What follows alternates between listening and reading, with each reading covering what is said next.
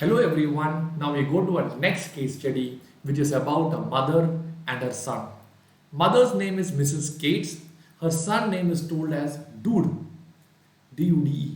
So Mother Cates or Mrs. Cates, she wants to put her son, Mr. Dude, in the best college which is possible. For this, she has been checking out all the colleges, the fees are all going up, but she wants to make sure that her son studies in the best college. Finally, they have come across two colleges. First one is called as DCC and the second one is called as HCI. Alright. Dude wants to join DCC, but mother wants to say that don't decide just because your friend is going to a particular college. Instead, you decide based on the financial numbers. So friends, all the financial numbers were given, how much profits each companies are making. After taking everything, the case study wants you to learn and check this based on the building block model.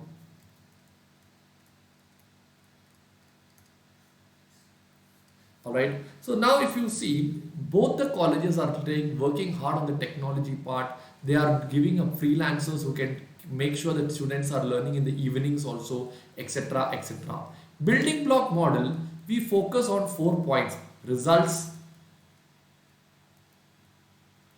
determinants,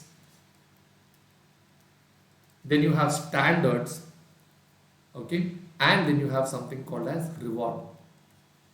Results can be financial result or it can be competitive result. Am I right?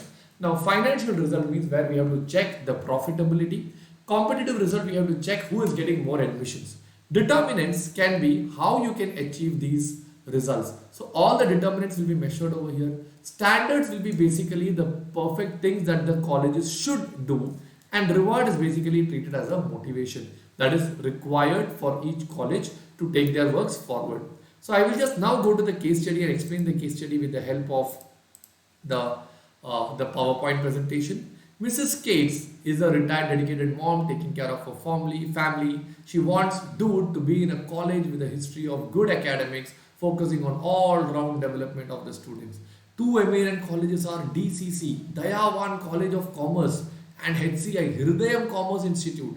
They are direct competition with each other. Okay, HCI is charging a relatively lower fee compared to DCC. From the last few years, many students were complaining about the increase in the tuition rates. Both of them are trying to come up with online course, distant learning material to assist their students. HCI is also planning on hiring additional freelancers who can work with the students during or even the evening times to groom their skill set, etc. Dude decided to go to DCC. But Cates told, look, dude, don't simply go to DCC just because of your friends are there. You must focus on things like what are the financial numbers. Now they have got the financial numbers. If you look at the enquiries in both the colleges, I can say 9,000 enquiries came for, the budget was 9,000 for DCC. Actually, they got 7,800. HCI got 8,300 was the budget, but the actual enquiry is 7,900. So when I look at it from a competitive perspective, I can say more number of enquiries have come in HCI. Point number one. Number of students turning up for the application. 6,000 have come here, 7,600 has come here. Again, competitive wise, HCI is showing a better results. Percentage increase in the revenue 10% over here, 7.9% over here. Profits are 50 lakhs in DCC, 27 lakhs in HCI. Profitable wise, financial competitiveness, if you see, I would say DCC is better. Number of lectures are taking 26 here in DCC, only 19 over here. So lectures wise, I would say we should prefer DCC college. Number of teaching days in a year, here 250 days they are teaching, okay. Here also 250 days. Lectures actually they got for 240, 230. Based on this again, who is better? DCC is better. Students passing out here is 5,700. Here it is 7,500. So what becomes better? HCI becomes better.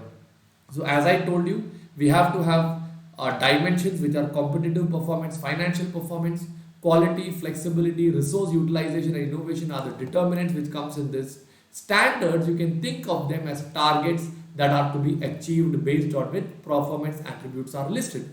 Reward is a source of motivation that can drive the staff to work wholeheartedly. Now, if you summarize the entire thing, DCC remains the best performers on absolute revenue. They get better revenue, they get better profit also. Competitive wise, HCI is better because they got much more admissions. HCI is having a lot better quality than DCC. HCI is planning for freelancing lectures to the students. That shows that they are flexible and they are trying to do online learning also. Resource utilization, DCC is having better than HCI.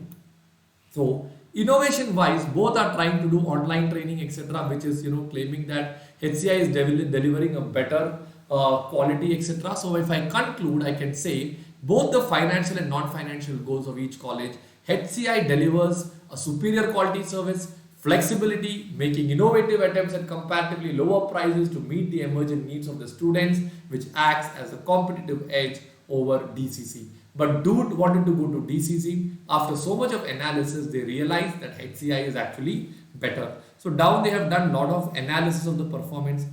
70%, 75%, the 7.14% rise has come. 83.33, 95. They have converted everything into percentage to get the exact NP ratio margin, etc. So once you do this, it is much easier for you to understand the entire thing. So this was a case study which combined performance measurement, chapters, numerical analysis and building block model. I hope you are clear with this video, friends. Thank you so much.